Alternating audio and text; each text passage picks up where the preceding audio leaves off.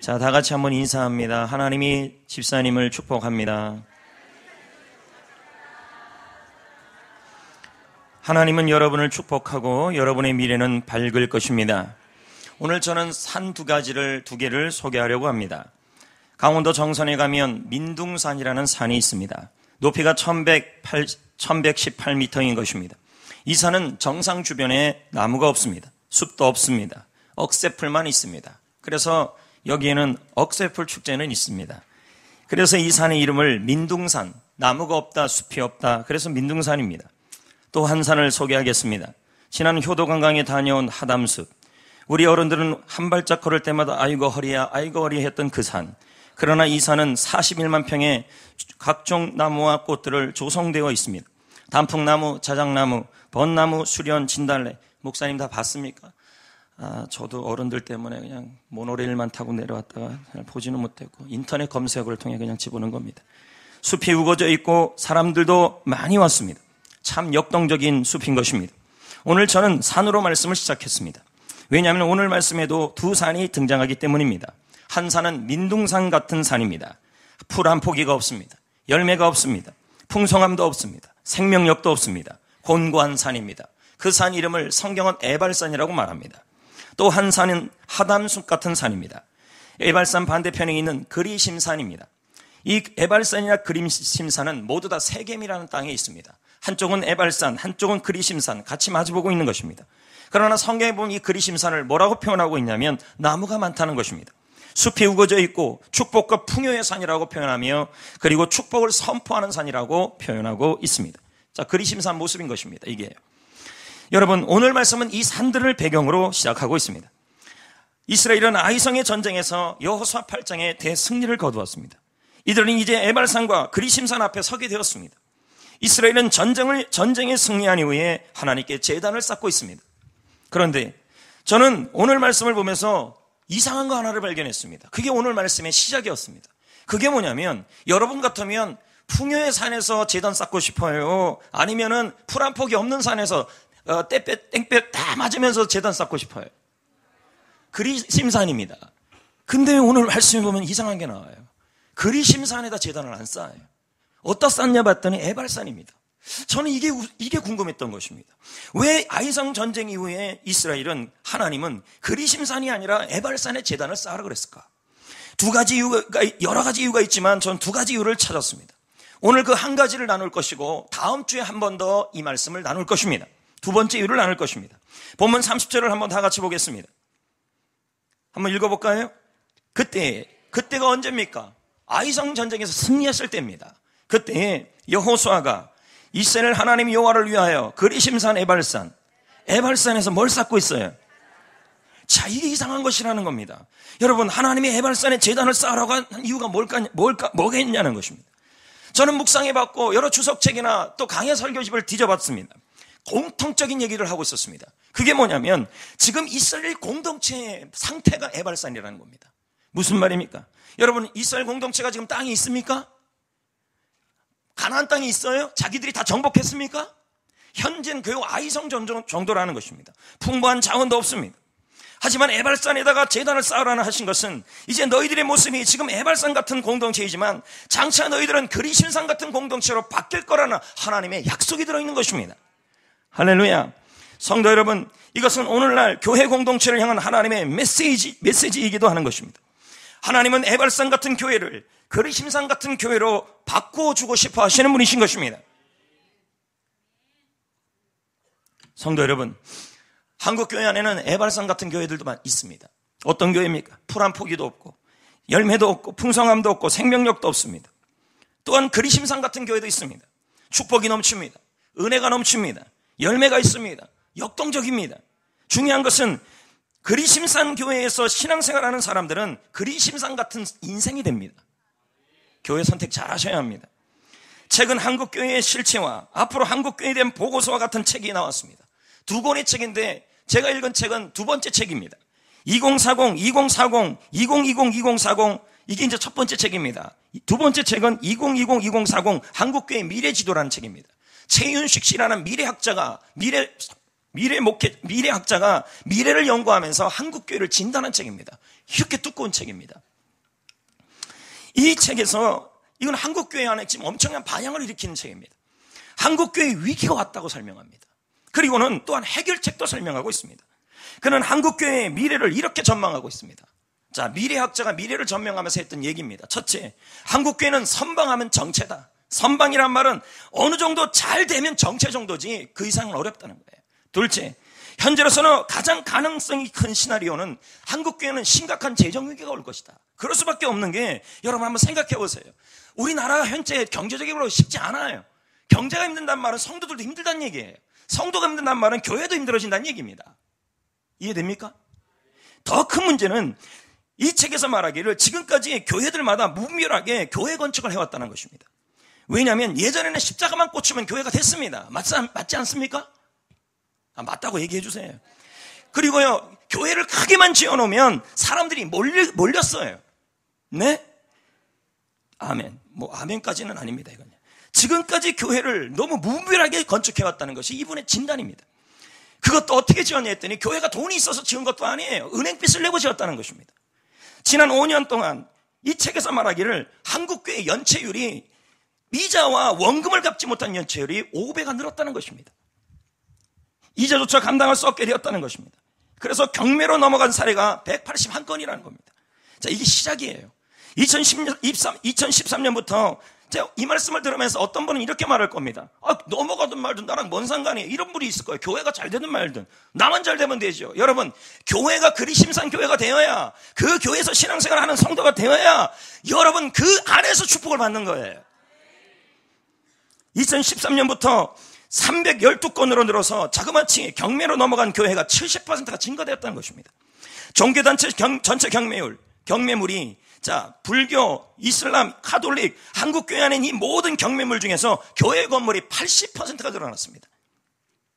이 최은식 씨는 전망합니다. 2028년, 지금 말고요, 앞으로 2028년 한국교회는 경제 침체, 우리나라가 경제가 침체된 것과 더불어 본격적으로 재정적으로 침몰해 갈 것이다. 한국교회가요. 2030년부터는 자, 이게 좀 무거운 얘기지만 바로 좀 알아야 됩니다. 2030년부터 지금 2016년이잖아요. 15년 이후에 한국교회는 부도 도미노 현상이 일어날 것이다. 여기저기서 한국교회가 이자를 갚지 못해서 부도가 일어나는데 이건 마치 도미노 같이 일어난다는 것입니다. 여기에 초대형 교회도 예외가 아닐 것이다. 지금 한국교회는 에발산 교회로 가는 전조가 나타나고 있습니다. 아니, 에발산 교회의 현상이 나타나고 있습니다. 풍성함이 사라지고 생명력을 잃고 있습니다. 이미 서구교회, 지금 한국교회 현상이 서구교회, 미국교회가 이미 다 일어났던 현상들입니다. 무분별하게 교회를 짓거나 이런 현상들이. 이미 서구교회는 이런 현상이 심각하게 나타나고 있답니다. 유럽에서는 어제까지만 해도 교회였는데 오늘은 이슬람 사원이 되어버렸습니다. 지난주까지는 교회였는데 오늘은 술집과 극장으로 바뀐 것이 교회가 된 거예요. 그래서 교회 간판에 들어가면 십자가가 있는데 그 안에 들어가면 나이트클럽이 되어버려 있습니다. 문을 닫는 교회들이 지금 유럽과 서구에 생기고 있습니다. 성도 여러분, 하나님은 교회가 이런 에발산 교회가 되기를 원치 않아요. 하나님은 교회가 역동성을 잃고 생명력을 잃고 침몰해가는 이 현실에 가슴을 치고 있을 것입니다. 하나님은 교회가 또 살아가는 이 현실에 통탄해야 할 것입니다. 성도 여러분, 물론 교회는 건축해야 합니다. 하지만 무리하게 빚을 내서 하는 것은 하나님이 기뻐하지 않습니다. 저의 멘토이신 어느 날 갑자기 찾아온다고 그랬는데, 항성철 교수님이, 나는 늘 긴장해요. 설교할 때마다 어디 앉아 계실까 봐. 몇 번, 지난번 스승의 날 때도 제가 꽃을 보내드렸는데 한 교수님이 내가 갈 거예요. 겁이 나요. 언제 올까 봐. 이분은 총신대학교 신학대학원, 목회대학원, 일반대학원에서 목회학에 대해서 전공하시고 그걸 가르치신 분이에요. 그분이 책을 썼는데 자네 목회 어떻게 하려고 그래? 라는 책을 썼어요. 거기 보면 교회 건축에 대한 이 목사님의 신랄한 조언을 하십니다. 첫째가 뭐냐면, 건축을 할 때 건축에 대한 필요성을 목사님 혼자, 장로님들끼리만 결정나는 사항이 아니라 대다수 교인들이 다 같이 동의할 때 해야 된다는 얘기예요. 네? 두 번째, 건축의 시기는 빚을 내서 하는 것이 아니라 건축 헌금이 다 모아진 다음에 해라고 그런 얘기합니다. 셋째, 은행에서 대출받는 방법으로는 건축하지 말라는 겁니다. 왜요? 책에는 이렇게 설명하고 있습니다. 하나님께 드려진 귀한 예물이잖아요. 하나님께 드리신 귀한 성물이 세상 은행의 이자로 지출되는 것은 제 아무리 좋은 의도라고 해도 현금의 성경적 의미를 훼손하는 것이다.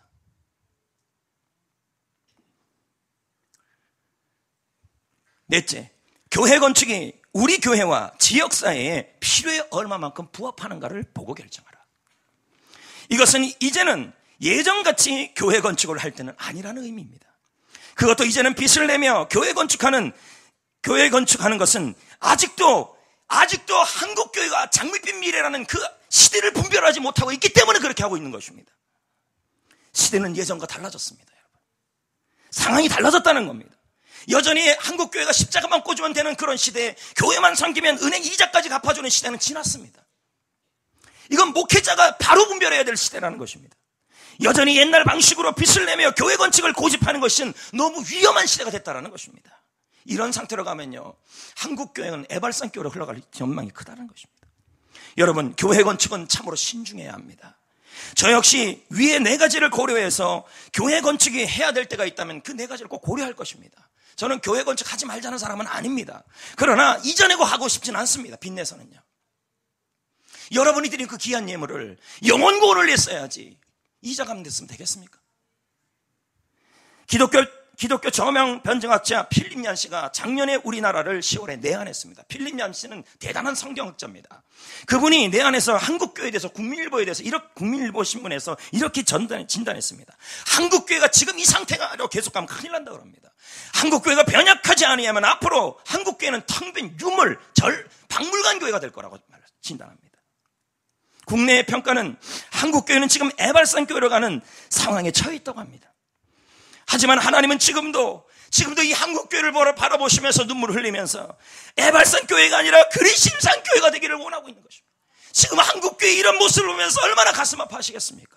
하나님은 지금도 교회가 그리심산 교회로 세워지기를 원하는 것입니다. 왜요? 교회가 그리심산 교회가 되어야지 축복이 넘치고 역동적이고 생명이 넘치는 교회가 되어야 그 교회에서 신앙생활하는 성도들이 축복을 받아요. 아멘. 그래서 시편 65편 4절은 말하잖아요. 주의 뜰에 살게 하신 사람은 복이 있다. 교회에서 이렇게 열심히 좋은 교회에서 신앙생활하는 사람은 복이 있다는 거예요. 주의 성전의 아름다움으로 만족하게 된다. 하나님은 교회를 통해 성도들이 복을 누리게 하여 주시는 것입니다. 그러므로 교회가 애발산 교회가 되는 것은 저와 여러분에게도 아무 유익이 없다는 것입니다. 그러면 여러분, 어떻게 하면 지금 이 한국교회 상황에서 애발산 교회의 상태로 그대로 가면 안 되잖아요. 모든 진단은 책에서 찾는 것이 아니라 성경에서 찾아야 하는 것입니다. 오늘 본문 말씀에 보면 애발산 교회에서 제단을 쌓으면서 여호수아 이스라엘 백성들이 했던 그 모든 행동이 바로 뭐냐면 그리스도인의 교회로 세워가는 모습인 것입니다. 그럼 대체 어떤 모습이었습니까? 31절입니다. 읽어볼까요? 저는 오늘 설교를 준비하면서 가슴에 뛰었고 또 한쪽으로는 하나님의 마음이 너무 느껴졌어요. 이런 한국교회의 이런 현실 앞에서 하나님이 원하시는 교회를 세워야겠다는 그 간절함이 제 마음에 막 전해왔습니다. 31절 말씀을 한번 보겠습니다. 이는 여호와의 종 모세가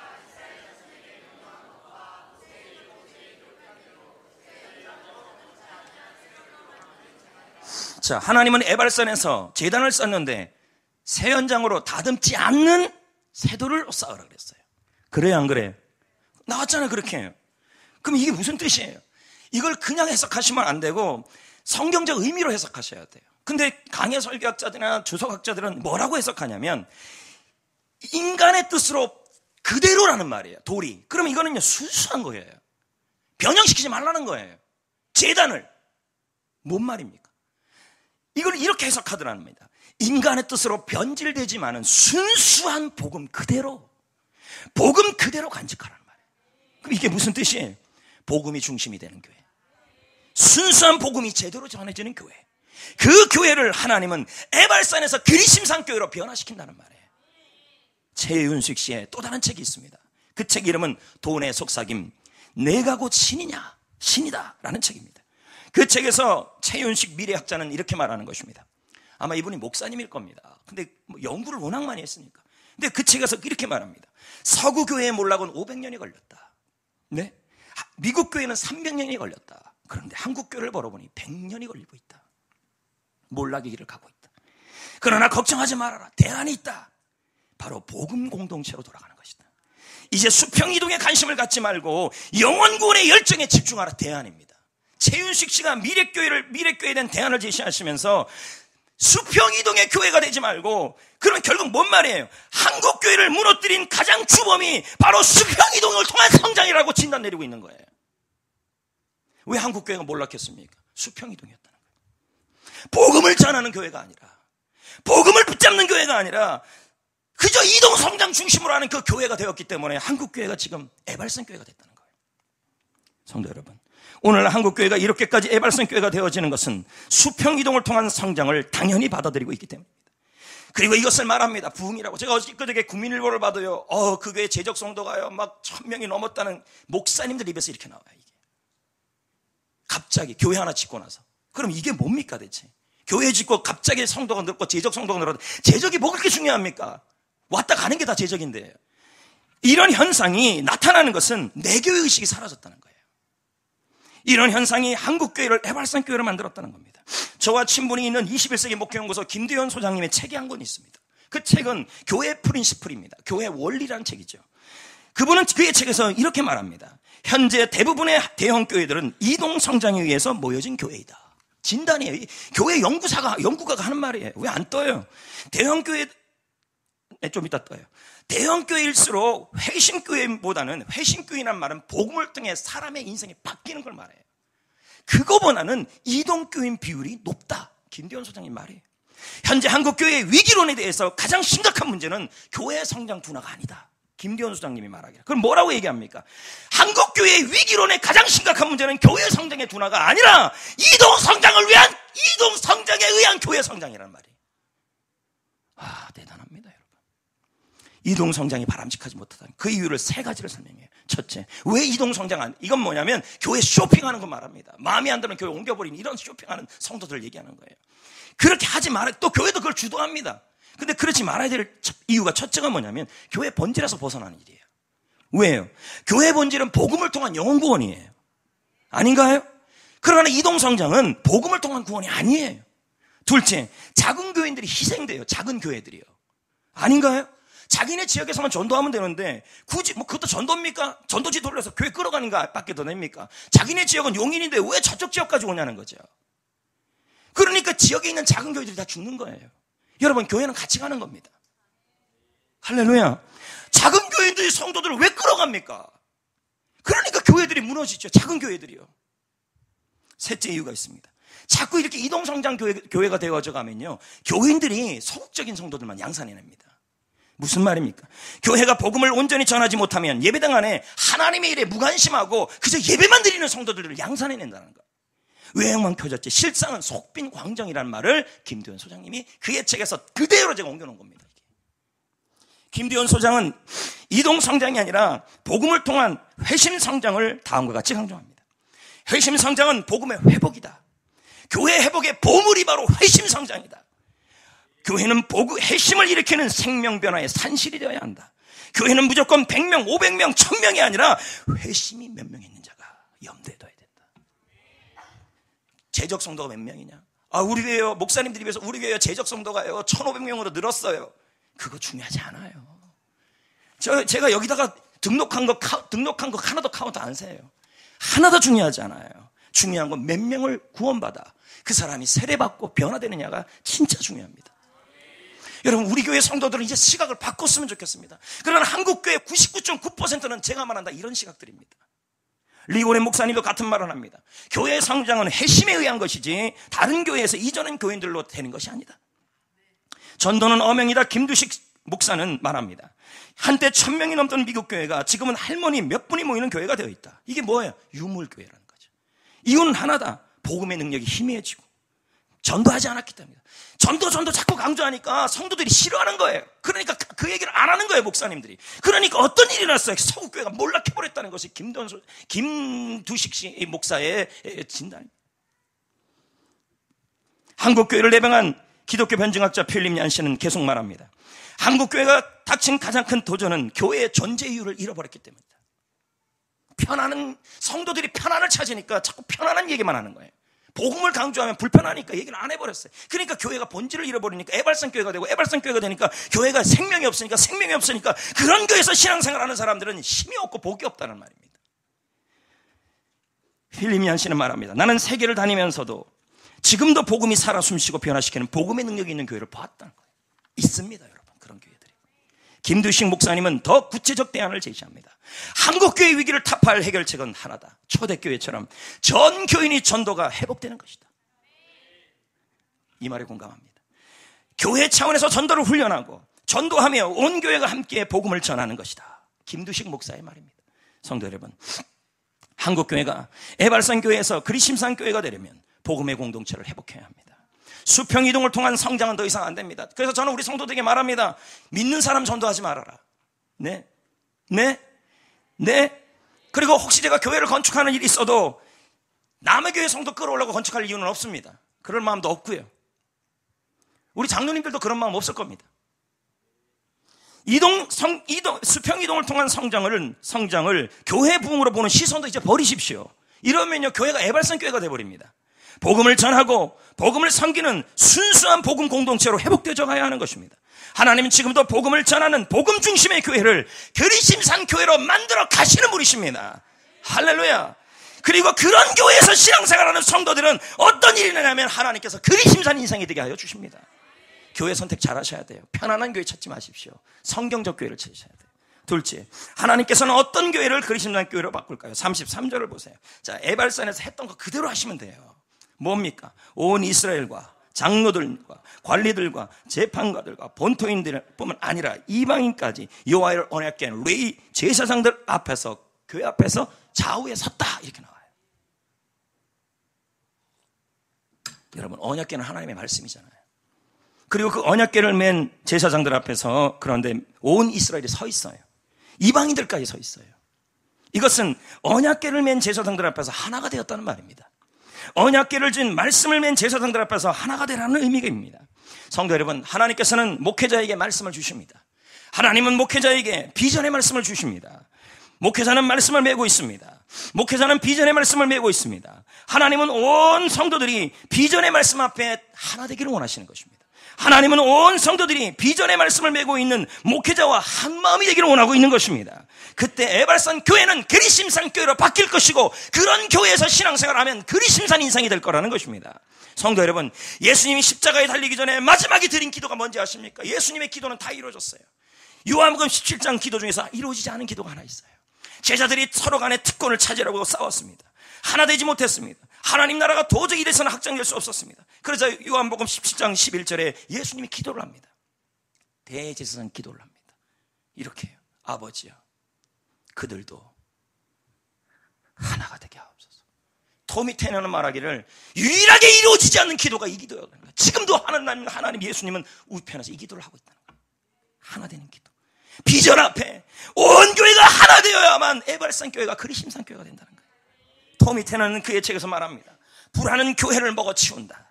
불화는 언제나 교회에 암적 파멸을 몰고 온다. 분열은 하나님의 평안을 짓밟아 교회를 약하게 만든다. 여러분, 분열하는 교회가 강한 교회가 없어요. 그 과정에서 새신자들은 믿음을 잃게 된다. 교회가 싸우면 새신자들은 믿음을 잃게 됩니다. 교인들이 서로 싸울 때마다 하나님의 생명의 씨앗은 낙태가 된다. 무슨 말일까?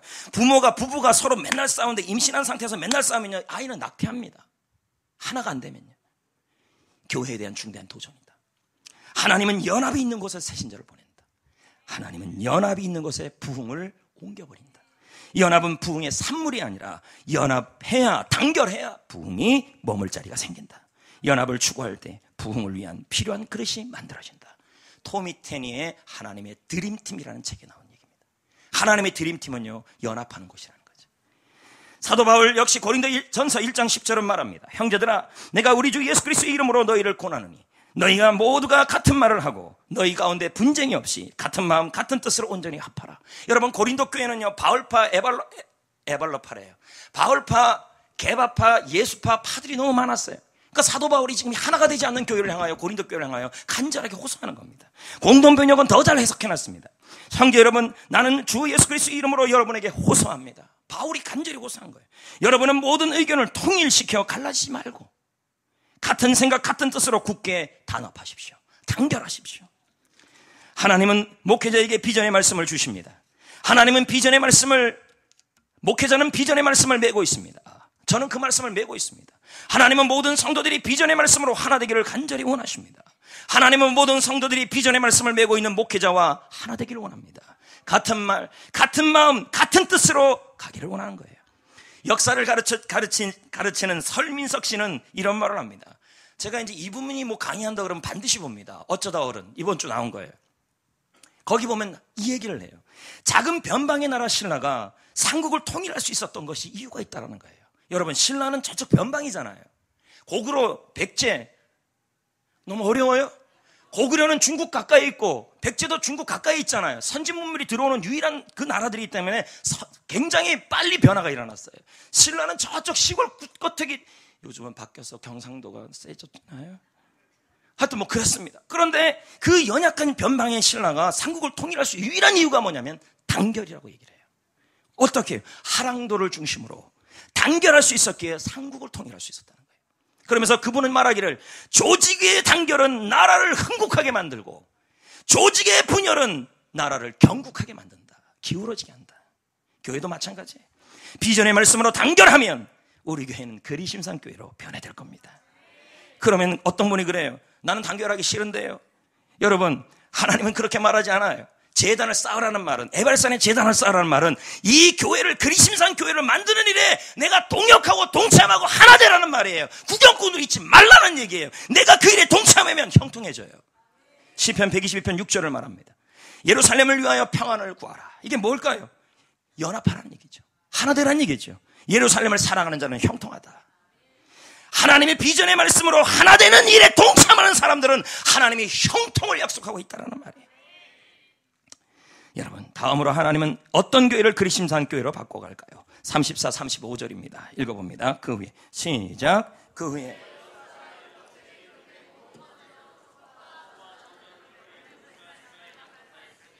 여호수아가 이스라엘 온 회중과 뭐 했어요? 낭독했죠? 자, 한번 보세요. 여호수아는 모든 말씀을 이스라엘 공동체 앞에서 낭독했어요. 근데 그 하나님의 말씀을 받는 대상이 예외가 없었어요. 한 사람도.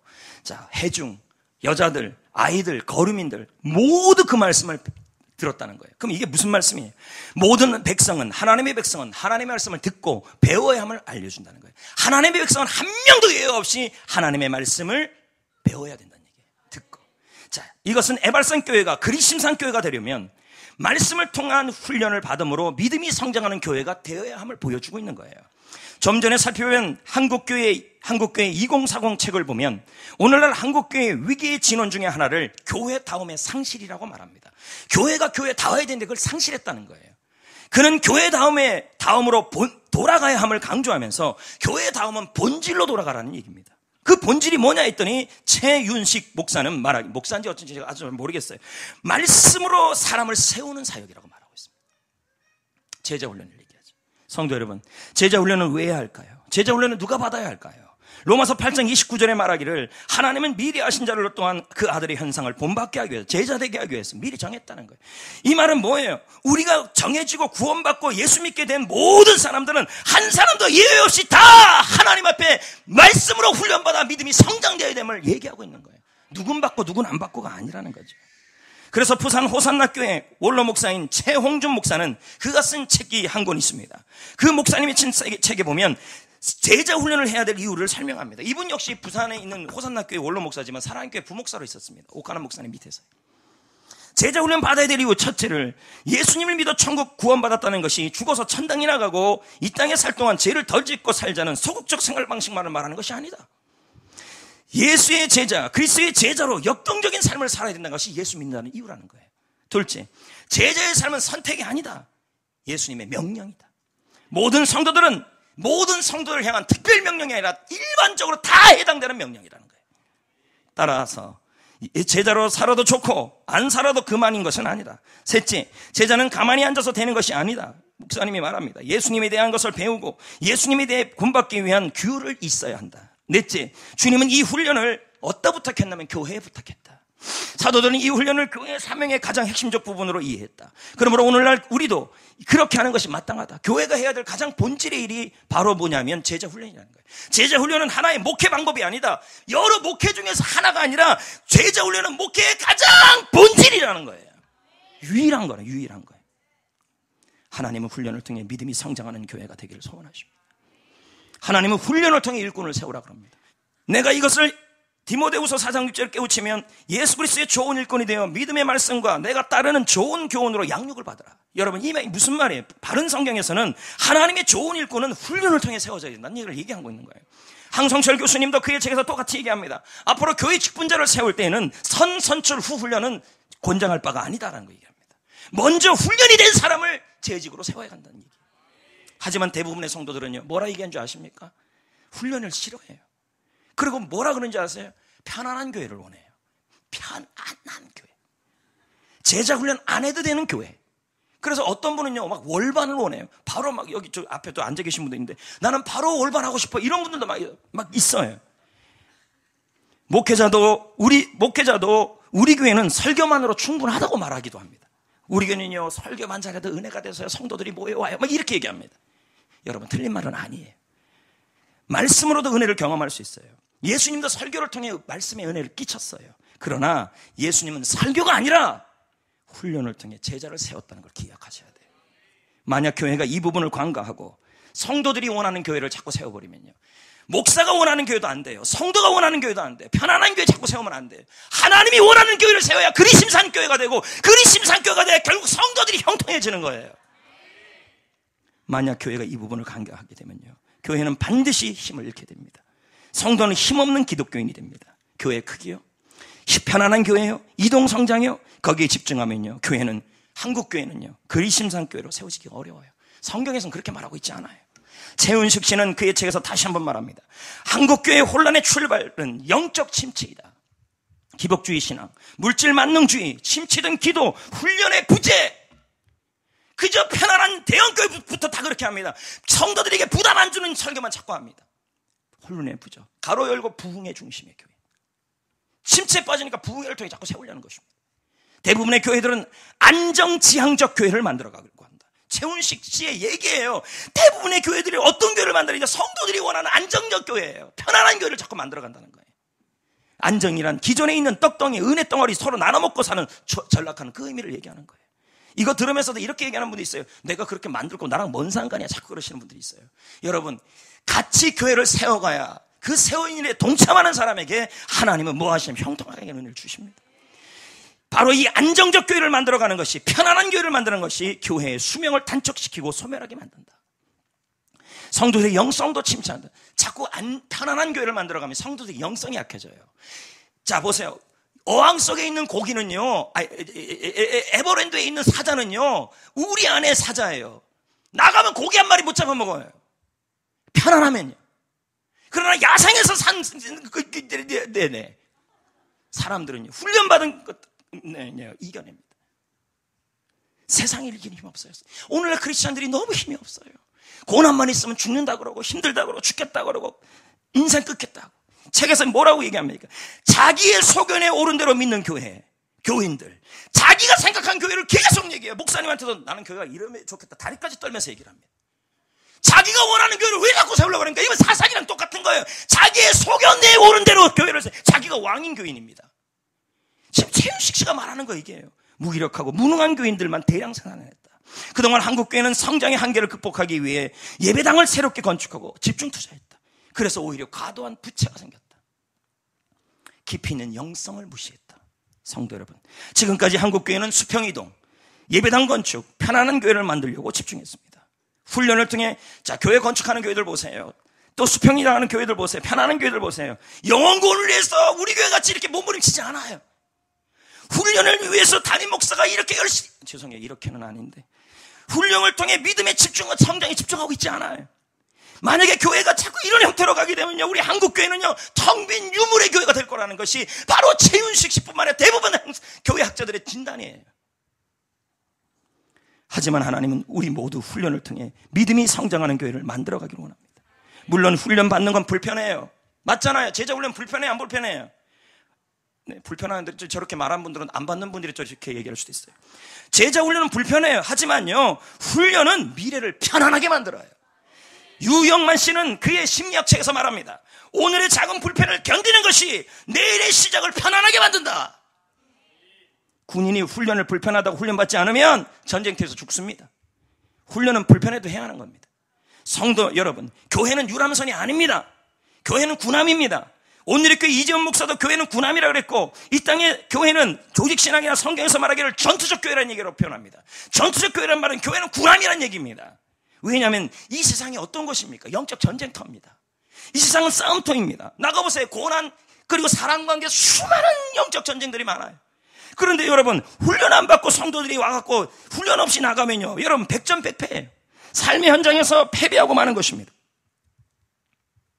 이제 오늘부터 저는 학신반을 시작하지만 참 감사한 건 학신반의 대상은 세가족인 햇빛코스 게스트고, 거기다가 제가 한 가지 허용하는 분들이 계셔요. 그게 누구냐면 셀 리더들입니다. 돕겠다는. 근데 이번에 셀 리더들이 자기 게스트와 함께 들어오는 셀 리더들이 많아요. 물론 안 들어오는 셀 리더도 있지만, 불편하도 하는 거예요. 여러 번, 두 번 생각. 어떤 분은요, 수료한 분들 중에서 제자훈련 다시 받아야지, 못해요, 막 이러는 분도 있는데, 열심히 또 몇 번을 듣는 분들도 계시다. 성도 여러분, 하나님은 에발산 교회를 그리심산 교회로 바꿔주십니다. 그러기 위해서는 복음을 전하는 교회로 만들어야 합니다. 비전의 말씀 앞에 하나가 되는 교회로 세워야 합니다. 훈련을 통해 믿음이 성장하는 교회로 세워야 하는 것입니다. 이 귀한 일에 동참할 때 우리는 형통합니다. 왠지 아십니까? 하나님은요, 에발산 교회의 재단을 우리 보고 쌓으라 그랬기 때문입니다. 구경꾼이 되라 말하지 말라는 거예요. 시편 92편 12, 13절은 말합니다. 의인은 종려나무 같이 번성하며 레바논의 백합목같이 형장하리라. 이는 여호와의 집에 심겨야 한다.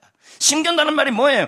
우리 모두 그리심산 교회를 만들기 위해서 복음을 전하며 비전에 하나 되어 훈련을 통해 믿음이 성장하는 일에 불편해도 같이 동역하고 동참하라는 의미예요. 그런 성도가 번성한다는 말이에요.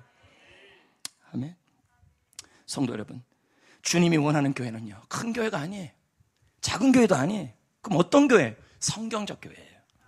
저는 우리 교회를 하나님이 말씀하시는 교회로 세우고 싶습니다. 성장주의가 판을 치는 이 세대에 성경적 교회를 세워가고 싶습니다. 늦더라도.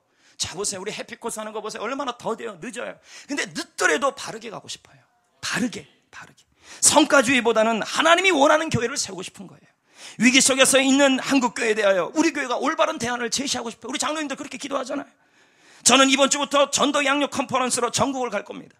먼 거리를 운전하는 거 진짜 보고 힘이 듭니다. 그러나 저는 이 일에 동참합니다. 이유는 하나입니다. 한국교회 안에 성경적 교회를 세우는 일에 작은 힘이나마 보탬이 되고 싶습니다.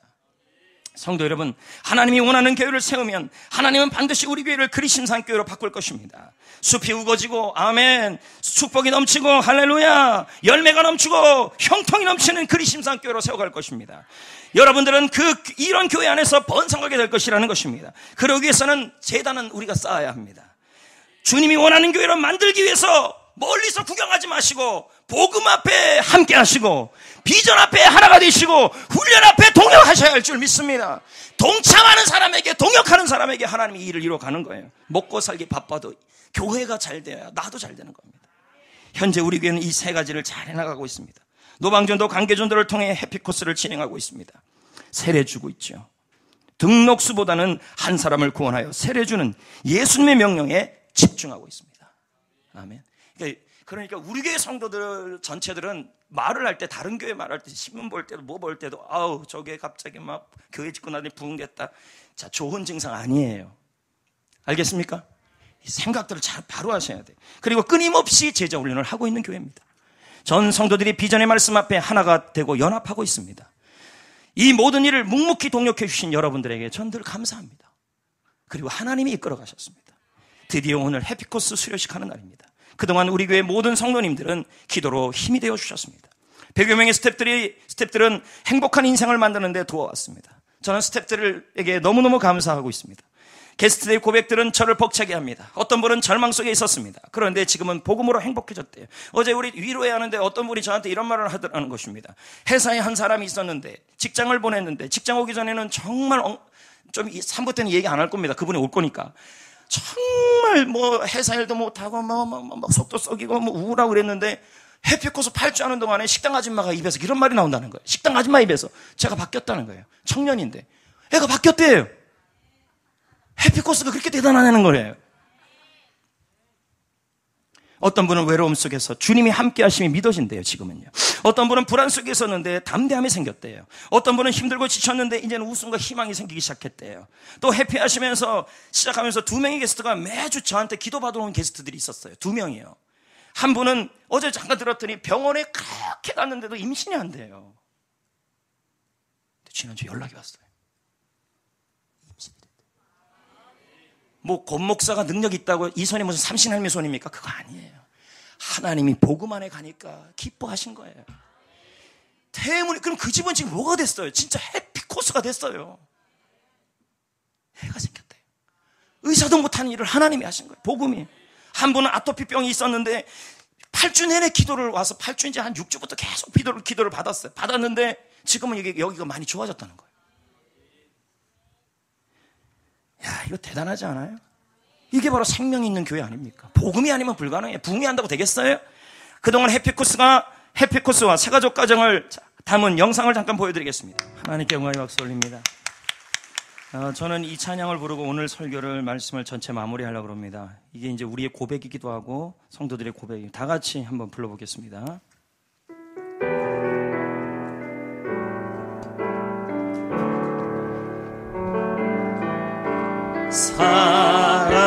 사랑이 넘치기보다 사랑이 넘치는 교회 섬김을 원하기보다 섬김의 기쁨 알아가는 교회 세상이 주목하기보다 주님이 주목하는 교회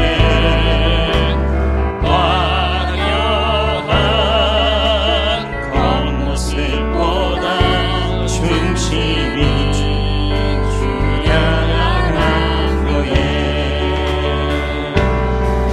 주님이 피로 사신 아름다운 교회 서로를 사랑하고 하나님 교회 주님이 머리 대신 거룩한 교회 우리 함께 만들어가요. 이제 말씀을 맺겠습니다. 최윤식 씨는 그의 책에서 한국교회는 암흑의 전조기가 시작되었다고 합니다. 하지만 아직도 희망이 있다고 말합니다. 앞으로 10년을 그는 말하기를 한국교회의 골든타임이라고 말합니다. 골든타임이란 말은 한국교회를 살릴 중요한 시기라는 거예요. 만약 이 시기를 놓쳐버리면 한국교회는 유럽교회 같은 관광지가 될 거라고 전망합니다. 중요한 때입니다. 그는 말합니다. 한국교회의 위기를 극복할 핵심 키워드가 있다면 복음 본질의 회복이다. 성도 여러분, 복음의 본질이 회복되면 교회는 그리심산교회가 될 것입니다. 복음의 본질이 회복되는 교회는 이런 교회입니다. 복음이 전해지는 교회, 복음이 중심이 되는 교회, 비전의 말씀 앞에 하나가 되고 단결하는 교회, 훈련을 통해 믿음이 성장하는 교회. 여러분, 주님은 말씀합니다. 에발산에서 제단을 쌓아라. 이 말은 이 일에 멀리 있지 말고 같이 하라는 거예요. 네, 방관자가 되지 말라는 거예요. 그런 사람에게 주님은 뭐라고 약속합니까? 예루살렘을 사랑하는 자는 형통하리로다. 형통을 약속하고 있는 것입니다. 할렐루야. 앞으로 우리 교회가 이런 교회가 되어가고 또 이런 교회가 되고 있음을 저는 감사합니다.